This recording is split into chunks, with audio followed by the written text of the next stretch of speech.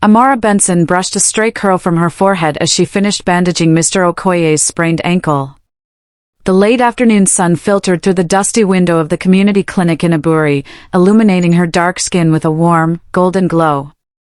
Despite the peeling paint on the walls and the persistent hum of the generator, Amara moved with calm confidence, her gentle hands, her firm voice, her unwavering compassion.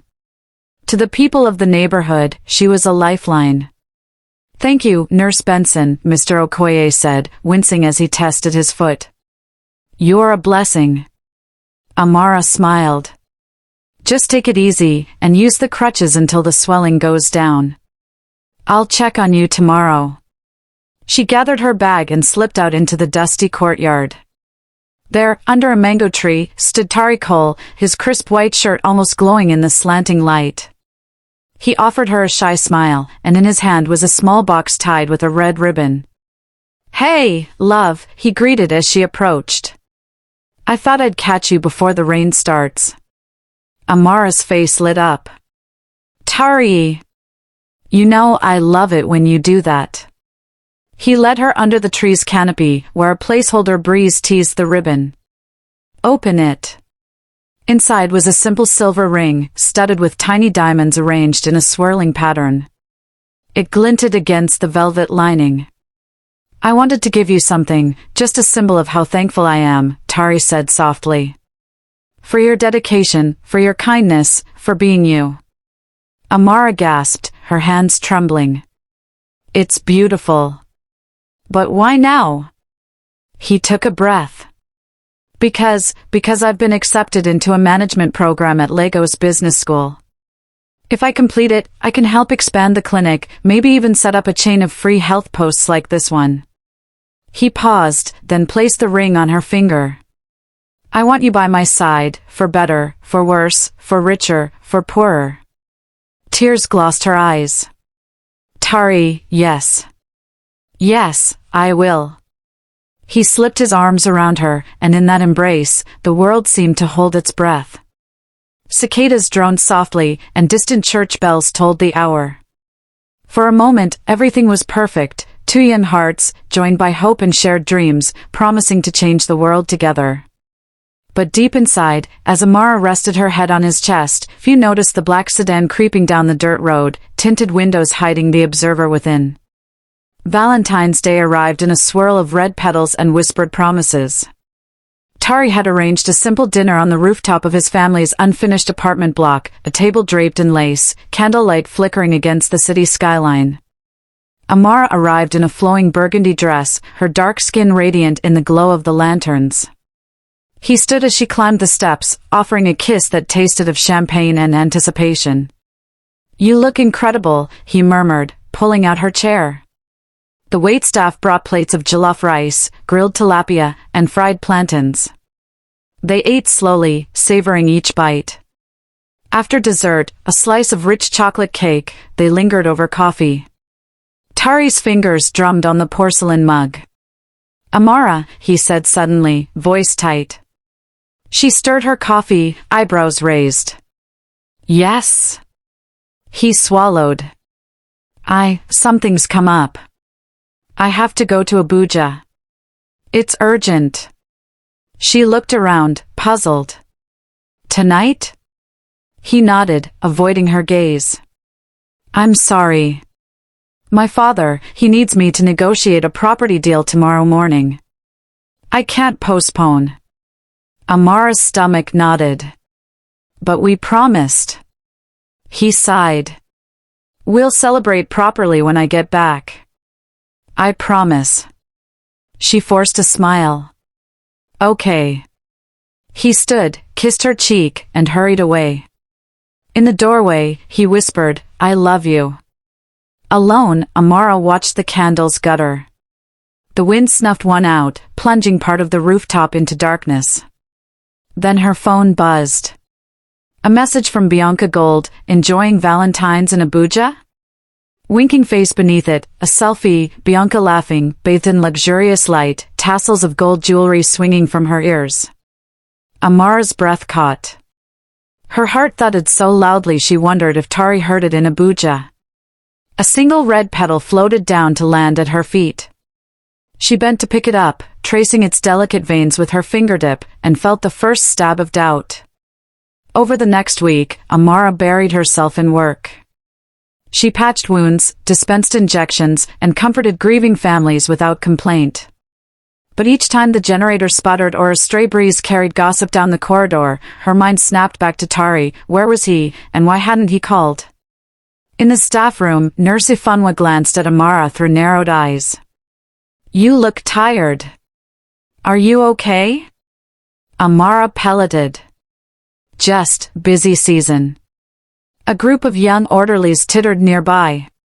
One muttered, "That fiancé of yours has got to be single, haven't seen him since the proposal." Laughter rippled. Amara's cheeks burned.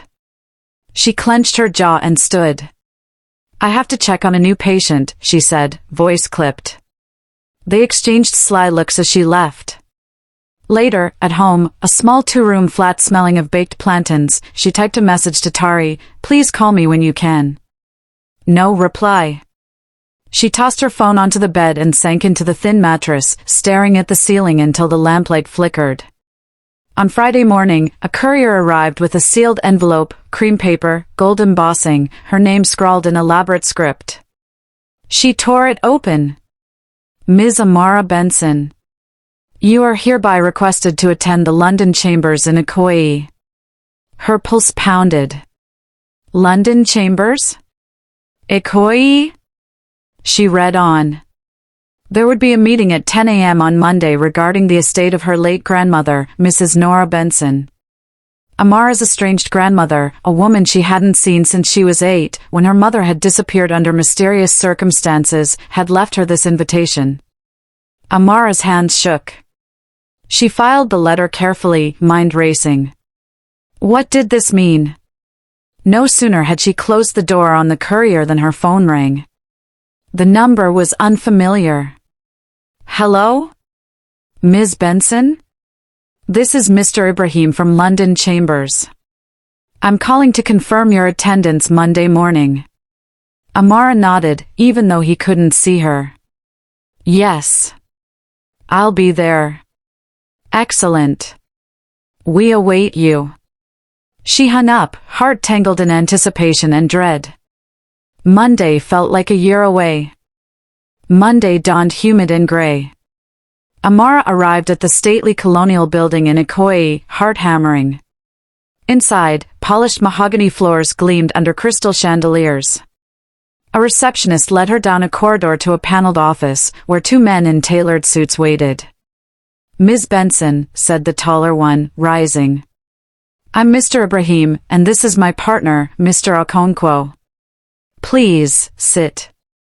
She obeyed, clutching her bag. He slid a thick folder across the desk.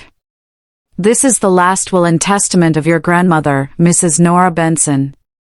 He opened the folder to reveal pages filled with legal jargon. "According to this document, you are named sole heir to the Benson agro-industrial empire, valued at over $150 million, properties, farms, processing plants across Nigeria, Ghana, and Côte d'Ivoire." Amara's breath hitched. She swallowed, blinking back tears. I don't understand. Grandma, we fell out years ago. Why would she leave everything to me?" Mr. Okonkwo cleared his throat. "Her reasons are private. The will was sealed until her passing, and no other beneficiaries are named." "But," Amara's voice faltered. "I can't, this is too much." Mr. Ibrahim inclined his head. "It is a substantial responsibility. There will be a board meeting next week to appoint you CEO. In the interim, you will receive briefings on operations." Trembling, Amara stood. "I need some time." "Of course," Mr. Ibrahim said kindly. "Take the heirloom key." He handed her an envelope labeled Estate Access. "This grants you entry to your grandmother's estate in Aburi. You'll find an introductory dossier there." Outside, the rain had begun to patter. Amara walked into it, the envelope clutched to her chest like a lifeline, and a noose. In the distance, a solitary gazebo loomed, where an imposing figure watched her from the shadows with keen interest. The Benson estate sat atop a gentle hill overlooking acres of emerald-green farmland. Cocoa trees, mango orchards, and rice paddies stretched to the horizon. A fleet of land cruisers waited at the gate. Amara's heart thundered as she stepped from the vehicle, umbrella bobbing in the drizzle. A tall woman in a crisp navy uniform approached. "Ms. Benson? I'm Ketchy, the estate manager. Welcome." She bowed her head. "Allow me to show you around." They toured a sprawling bungalow, its corridors lined with ancestral portraits, women and men in traditional Adbada, their eyes solemn.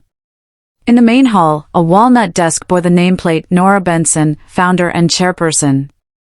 "Everything here is as she left it," Ketchy said. "The staff are loyal to you." She guided Amara through a map room. Steel tables displayed blueprints of factories, farm yield reports, and a photo of Duke Omer shaking hands with Nora.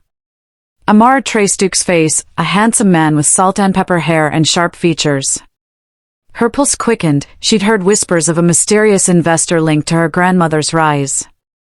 In the demonstration room, they passed vats of fermenting cocoa beans, conveyor belts rolling out polished bars of chocolate-stamped Benson Legacy. Ketchy paused by a panoramic window. "The board meets tomorrow in Lagos. But if you need to rest."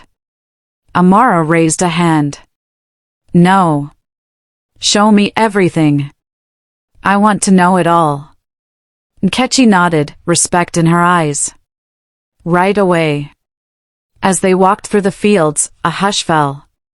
The rain stopped, and a shaft of sunlight pierced the clouds, illuminating the ripe cocoa pods like scattered rubies.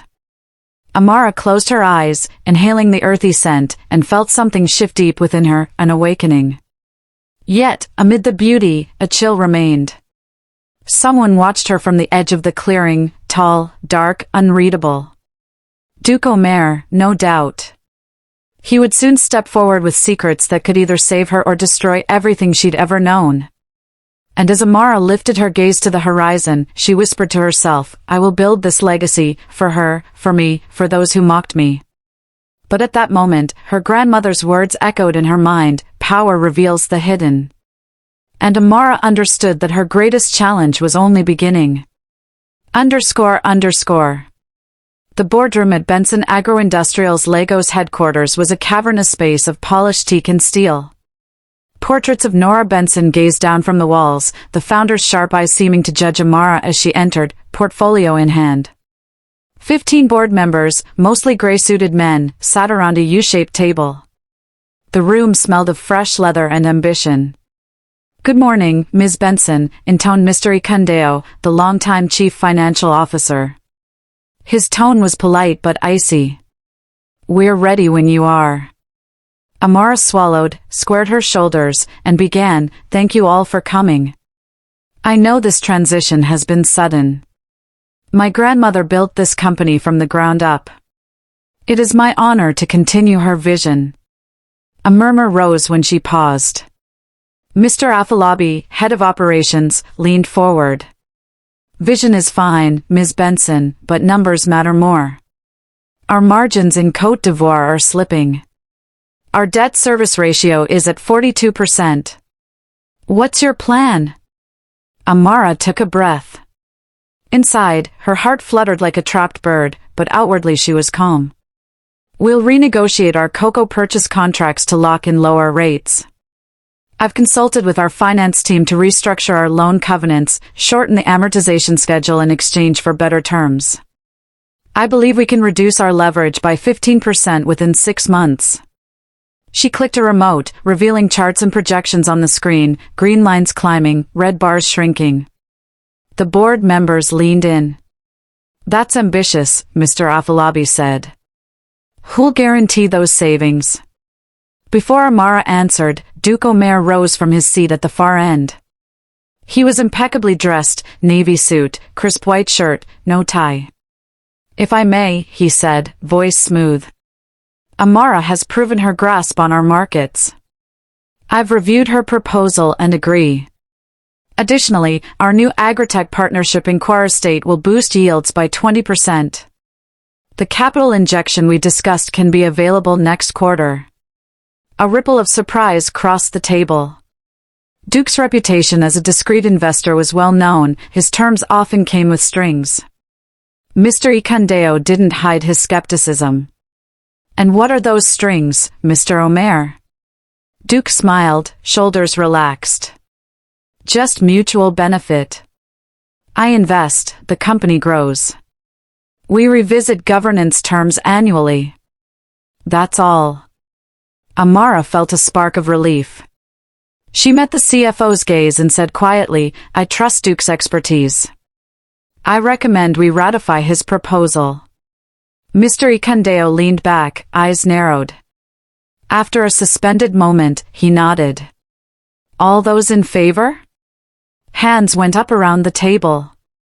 Only 2 abstentions. The gavel sounded. Amara exhaled. She had navigated her first board vote. Later, alone in her new office overlooking the city, Amara sank into the leather chair. The weight of decisions pressed on her temples. The price of power was steeper than she'd imagined, long hours, fierce scrutiny, alliances that could shift at any moment. But as the skyline glimmered in the evening light, she whispered to herself, "I will honor her legacy." Week later, a private meeting with Duke Omer was arranged in his glass-walled office on the 32nd floor. The gray clouds of an impending storm loomed over the city. Rain spattered against the windows as Amara entered, carrying her grandmother's heirloom briefcase. "Thank you for seeing me," she said, closing the door.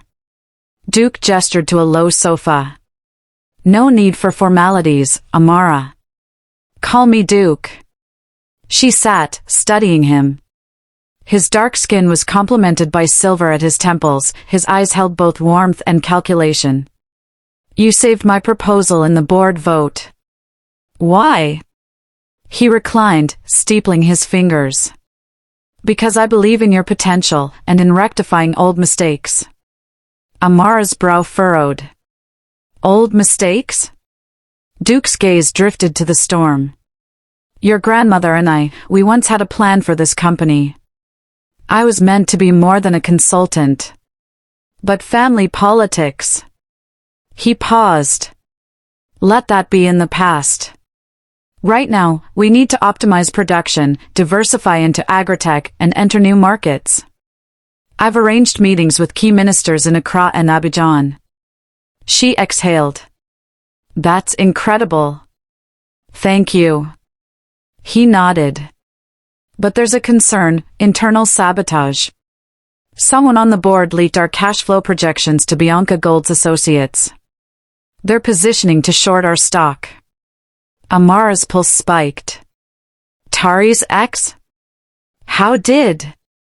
"Bianca has resources. She wants to see this company falter, revenge by proxy." Duke leaned forward. "I need you to watch your back. Trust only a few." Amara's mind raced. "Who can I trust?" He regarded her thoughtfully. "Me, of course. And Kechi on the estate side. Beyond that, choose carefully."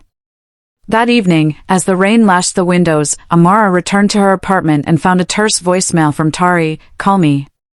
Important. Her heart twisted, Tari, whom she had banished from her personal life, now resurfacing as he watched her new power. Was he seeking redemption, or another chance to betray? 2 months into her tenure, Amara stood before a packed auditorium in Abuja at the Africa Agribusiness Forum. Her dark silhouette was framed by a giant projection of golden cocoa pods. Journalists raised cameras, industry leaders leaned forward. "Ladies and gentlemen," she began, voice clear. "Today, I stand not just as the heir to my grandmother's legacy, but as a steward of millions whose livelihoods depend on this company." Applause rippled through the hall. She unveiled the Green Cocoa Initiative, a program to supply microloans and climate-resilient seedlings to 50,000 smallholder farmers across West Africa. A short video played, farmers in rural villages planting rows of saplings, children running barefoot through fields. Afterward, a line formed for selfies and congratulations.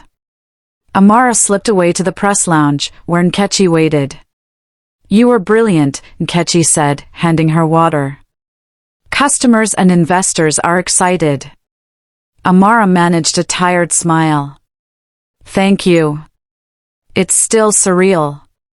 A group of farmers invited her to visit their village in Ondo State.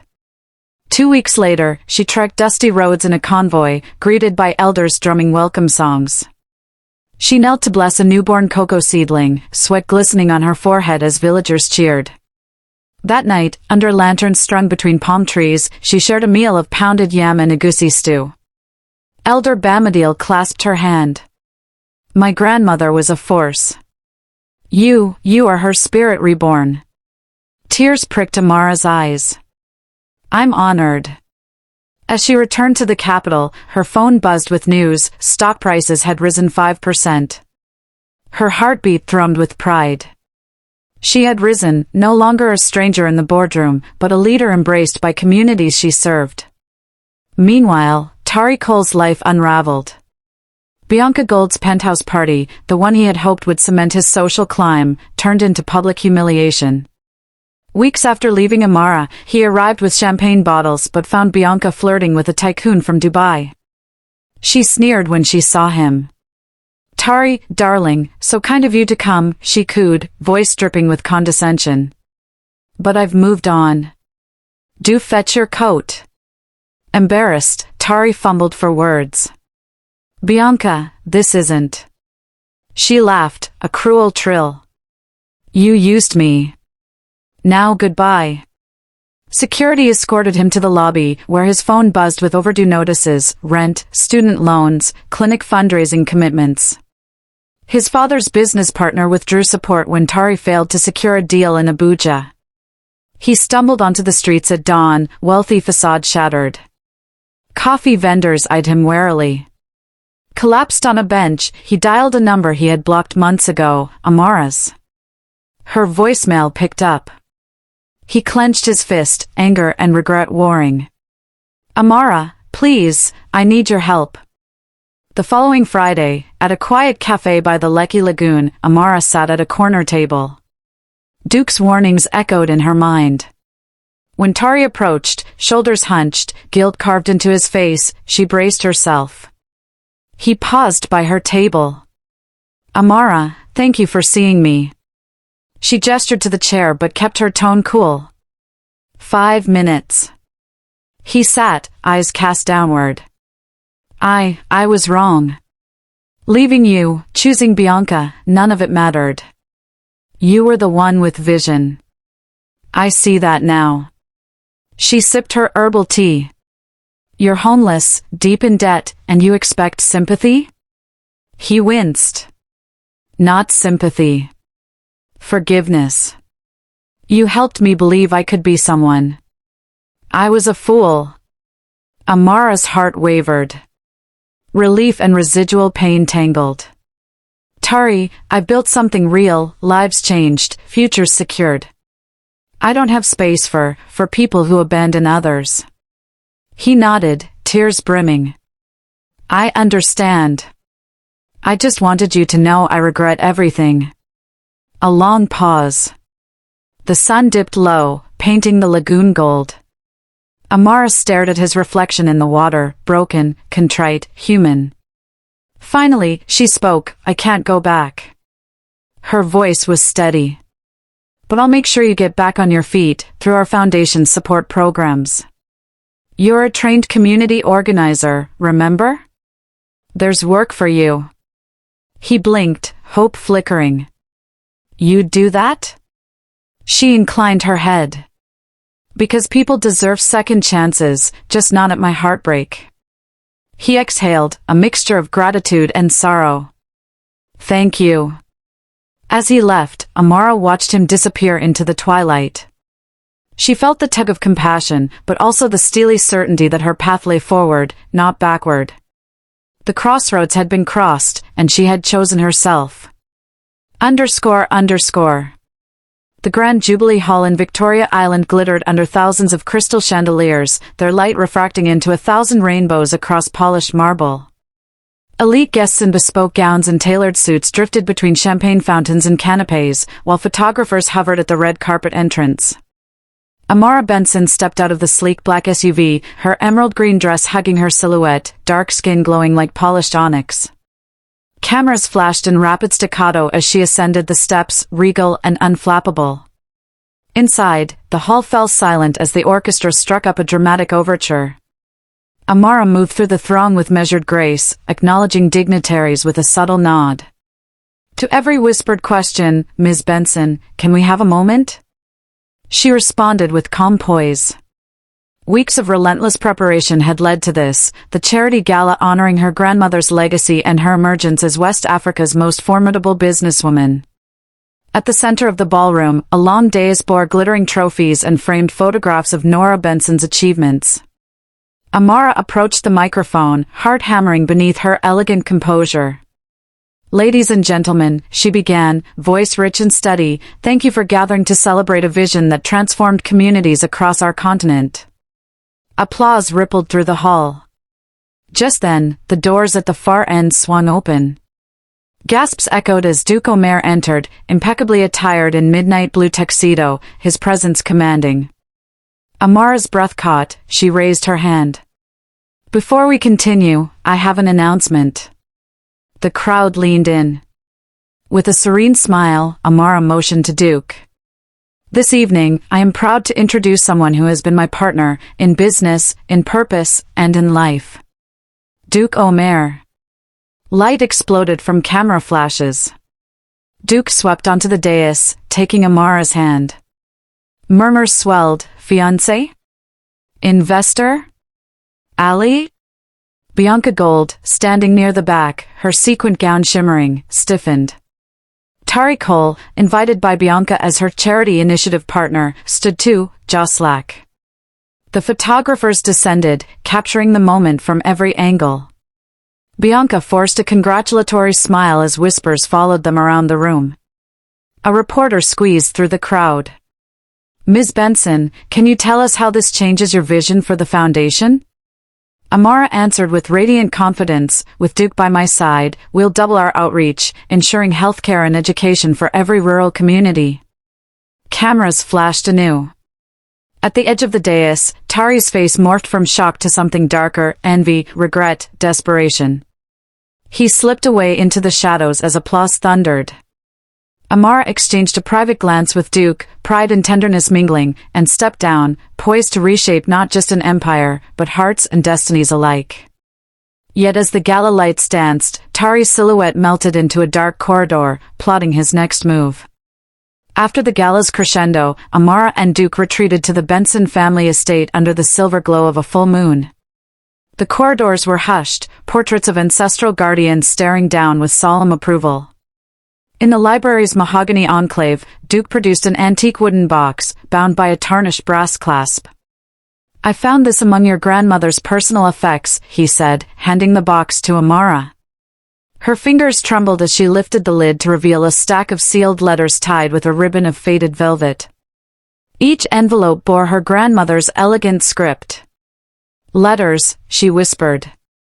They sat side by side in leather armchairs, lamplight illuminating their faces. Amara untied the ribbon and opened the first letter. "My dearest Amara Seed. If you read this, I have gone where we all must. Know that I kept a secret, one I could never disclose until the time was right." Her pulse raced. Duke leaned forward as she read on. The will had omitted a codicil revealing that Nora Benson had sought to adopt Duke Omer as her heir 20 years earlier, but was thwarted by village elders who feared an outsider taking clan leadership. The failed adoption had haunted her until her dying day. Amara's voice trembled. "She wanted to make you family." Duke's eyes glistened. "I never knew." He placed a gentle hand on hers. "This explains everything." She continued to the next envelope. It contained letters between Nora and Amara's mother, Victorine, revealing that Victorine had fled under threat from a rival branch of the Benson clan, choosing exile over forced marriage to a powerful cousin. Nora had protected her daughter and concealed her whereabouts in Cameroon. Tears blurred Amara's vision. Her grandmother had sacrificed her own legacy to shield her mother, and by extension, Amara. The realization hit like lightning. Her inheritance was not just corporate might, but a tapestry of hidden love and sacrifice. In the final letter, Nora's handwriting wavered. My Amara, forgive me for the deception. The world I built demanded secrets. Use this legacy to lift the fallen, our family, our people, our motherland. Amara pressed the letter to her heart. Duke rose, embraced her. Your grandmother knew you'd honor her truly. Outside, the tropical breeze rustled the mango leaves as the estate lights glowed like fireflies. Yet within, Amara felt the weight of centuries of family history settle around her shoulders. The future stretched before her, promising triumph and danger. And as she looked at Duke, she understood that the greatest secret was love forged in sacrifice, and the greatest challenge would be wielding that power with the compassion it demanded. Weeks later, Amara stood before a tattered clinic in the remote village of Ape, draped in a cloak bearing her grandmother's crest. A crowd of villagers gathered, chanting her name. In her hand was a golden ribbon, stretched out across a freshly painted building that read Victorine Benson Health Foundation in bold red letters. The sun beat down, but Amara felt only exhilaration. She raised the ribbon-cutting scissors, and with a decisive snip, the doors swung open to reveal pristine equipment, well-stocked medicine cabinets, and a team of trained nurses in crisp uniforms. The crowd erupted in cheers. As the villagers streamed inside to explore the renovated facility, Amara addressed them. This is for your mothers, your children, your elders. My grandmother dreamed of healthcare for all, and today we make that dream real. Applause thundered in the dusty courtyard. Inside, a frail woman named Mama Duro, who had walked 10 kilometers for treatment, wept as a nurse took her vitals. Children finger-painted on the wall project that same sense of rebirth, colorful murals of cocoa trees and healing hands. Amara's eyes filled with tears. You are the reason I stand here, she whispered into a microphone. Just then, Bianca Gold's convoy rolled in. She stepped out in designer shades and silken dress, offering a forced smile. Amara, darling, what an ambitious project. Her tone wavered between condescension and envy. Villagers hissed under their breath. Bianca's PR team snapped photos, hoping to spin a social media moment. Amara approached her with calm authority. Bianca, welcome. Please, see what your tax dollars could achieve if you invested in people rather than parties. The crowd laughed, and Bianca's smile froze. She retreated to her car, doors slamming. In the shade of a palm tree, Duke joined Amara. You turned criticism into catalyst, he said, his pride evident. She leaned into him. This is only the beginning. As dusk settled, lanterns illuminated the courtyard. Children performed folk dances, and elders offered blessings in Yoruba and Igbo. Amara danced among them, her laughter echoing against the painted walls. She felt reborn, a queen returned not in jewels, but in purpose. Yet as she watched the celebration, a chilling thought drifted through her mind: power draws both loyalty and malice. In the shadows of the next village, unseen eyes watched her every move, waiting for weakness to exploit. In a rundown room in Ajagunal, Tari paced beneath a single bare bulb, clutching a USB drive. His new girlfriend, a fixer named Chidinma, slid open the door. You really think Ms. Benson will pay? She asked, skepticism in her eyes. Tari's gaze burned with desperation. She owes me. I was her fiancé. If she wants peace, she'll pay. He thrust the drive into her hand. This has everything: financial records, private board minutes, even the video of Bianca bribing the CFO. Chidinma smirked. Let's see how far you get. That night, Tari, dressed in a borrowed suit and tie, slipped into Benson Agro's Lagos Tower under the pretense of an investor appointment. His heart thundered as he followed a corridor to Duke's office on the 42nd floor. Inside, Duke worked late, reading reports under a single lamp. He looked up as Tari entered. Cole. Didn't expect to see you. His tone was cool. Tari swallowed. I've been thinking about my future. And yours. He thrust the USB drive forward. You sleep with the devil long enough, you wake up in hell. I have proof of your dirty deals, Duke. Spill 50 million into my account, and I'll keep silent. Duke set down his pen and leaned back. The city lights glittered behind him. I admire your courage, he said softly. But you misunderstand me. I only invest where there's mutual trust. He reached into a drawer and pulled out a small digital recorder. I've been recording our conversation. Tari's face blanched. He swallowed. You can't do that. Duke's eyes hardened. I already alerted security. They're on their way. He pressed a button on the desk. Tari heard a distant buzz as guards moved in. Tari bolted for the door, stumbling down the corridor as alarms blared. In the stairwell, he fumbled to call Chidinma, but the line was dead. Outside, police sirens wailed. His phone buzzed, a message from Bianca Gold, check your account. I paid the CFO. Good luck. Rage and fear warred within him. By the time Tari reached the lobby, flashing red and blue lights painted the marble floors. Officers blocked the exits. Tari froze, eyes wide. Handcuffs clicked around his wrists. He tried to speak, but no words came. As he was led away, Duke watched impassively from the steps, flanked by security. Tari's trembling lips formed one last plea, Amara, please.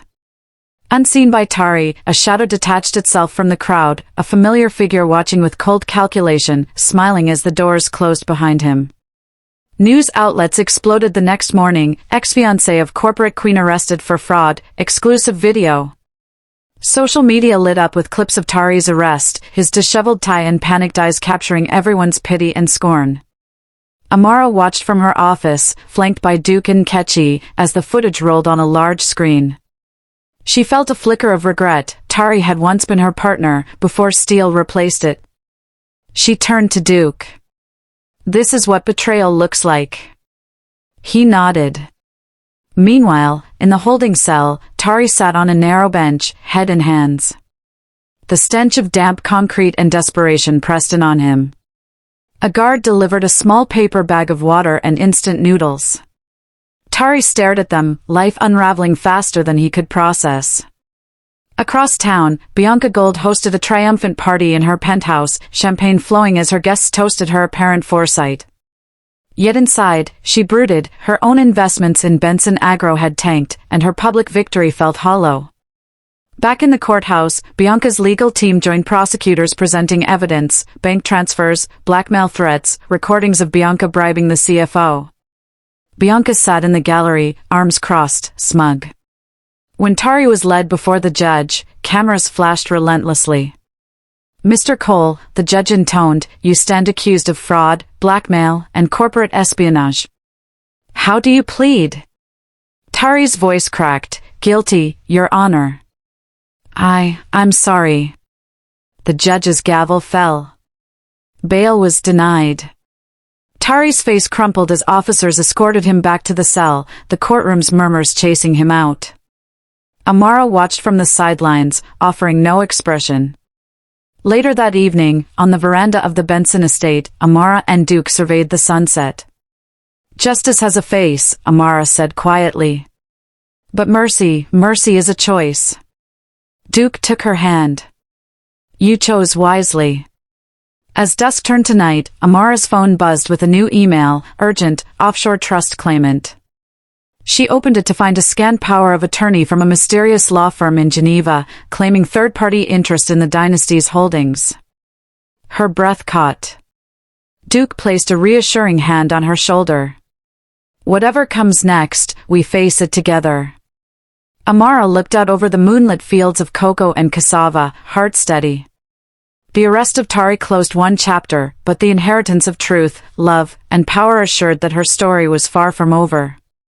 And in the quiet hum of the night, she felt the promise of new dawns and new reckonings on the horizon.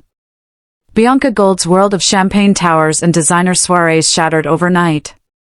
The press conference at her luxury penthouse began like any other, flashbulbs popping, reporters shouting questions, but ended in chaos. A team of forensic accountants, accompanied by plainclothes police, arrived to serve asset freeze orders. Bianca, draped in Dior and diamonds, watched in horror as her bank accounts were locked, her gallery's artworks impounded, and her fleet of black SUVs padlocked in the underground garage. "What is the meaning of this?" she screamed, slamming her manicured hand on the mahogany console. Her PR manager hovered, panic etched across his face. "It's the Benson case, Ms. Gold, the CFO's testimony, the bank transfers," he whispered. Bianca staggered back. That traitor Cole set me up." She stabbed a finger at the guards, but they ignored her, hauling away crates of couture handbags destined for her next launch. By midnight, social media was awash with hashtags, #BiancaDown, #LadyOfLuxuryLost. Late-night talk shows dissected every scandalous detail. In the foyer, Bianca dialed Tari's number again and again. It went straight to voicemail. Rage and fear warped her features as she realized the collapse wasn't temporary, it was terminal. Her empire, built on shallow glitz and bribery, had no foundation to stand on. Alone in her diamond-studded lair, Bianca wept for the first time, knowing that true power wasn't something you could buy, it was something earned. 6 months later, the ribbon-cutting ceremony at the Benson Rural Hospital in Yola was a scene of jubilation. Amara Benson stood beneath the hot Sahel sun, hands steady as she held the scissors. Around her, villagers in vibrant Ankara fabric cheered, children danced, and chiefs drummed in rhythm. The new hospital, constructed with sustainable materials and solar panels, Nora Benson's final blueprint, gleamed white against the red earth. "This is for you, Grandma," Amara whispered before snipping the ribbon.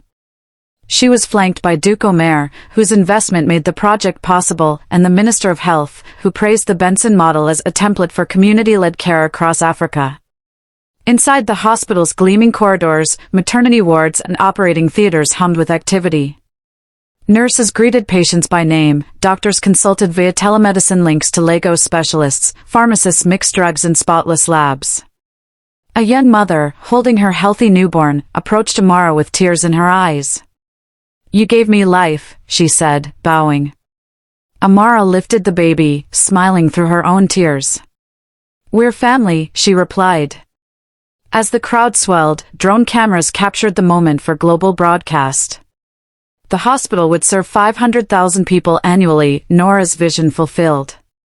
In that moment, Amara felt the full circle of destiny. The once humble nurse had built a dynasty of care stretching from cocoa fields to clinical wards. And every heartbeat she saved reaffirmed that power wielded with purpose could heal nations. One rainy evening, a simple brown envelope arrived at the Benson estate, hand-delivered by a compassion-redeemed outreach volunteer. Inside, Amara found a letter in Tari Cole's familiar scrawl. "Amara, I'm writing this from a shelter in Makoko, where I've spent weeks since my release. I lost everything, my dignity, my family's respect, my future. I've enrolled in the Foundation's rehabilitation program. I'm sober now. I'm learning again what it means to serve. Please, if you can find it in your heart, write me a few lines. I don't want pity. I only want to know I can be better. Tari." Amara's hand trembled as she read.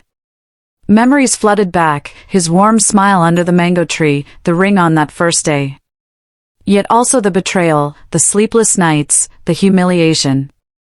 She folded the letter carefully and carried it to Duke, who was reviewing expansion plans in the study. He read silently, placing a gentle hand on her shoulder. "He's sincere," he said softly. Amara exhaled. Sincere doesn't erase the past. That night, she sat alone in her grandmother's library, candlelight flickering across the old portrait. Finally, she lifted her pen and wrote back. "Tari. Redemption is a journey, not a destination. I'm proud you've taken the first steps. Keep going. Your progress will be your answer. Amara." She sealed the envelope, knowing that sometimes the smallest act of kindness could light the darkest path, and that forgiveness might begin with a single word. The following week, Amara announced a new scholarship in Tari's name, funded by the Benson Foundation, to train community health workers across Lagos. The press release highlighted Tari Cole's journey from downfall to dedication, framing it as a testament to second chances. Journalists buzzed with questions, and Amara answered with composure. Forgiveness frees the forgiver more than the forgiven. But reconciliation requires trust earned over time. Meanwhile, Tari, living in a modest shared flat, received the scholarship notice and wept. He reported daily to the Hendrickson Training Institute, studying public health and spending weekends volunteering at a mobile clinic. He thrived in anonymity, content in the work itself. Amara visited the institute unannounced, watching him teach villagers about sanitation. He looked up, startled, then paused mid-lesson. She applauded softly, and he joined in, respect flashing in his eyes. After class, they spoke quietly under a neem tree. "I'm proud of you," Amara said, voices low. "But our paths diverge here." He nodded, tears glittering. "I understand."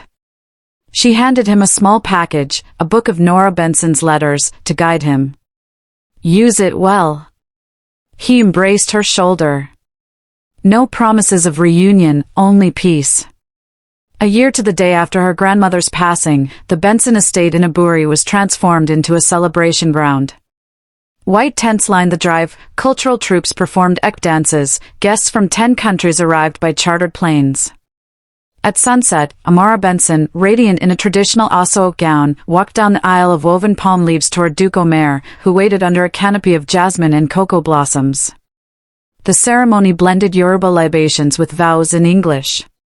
"Amara, I pledge to honor your vision, to wield our legacy with compassion, and to build a future brighter than our past.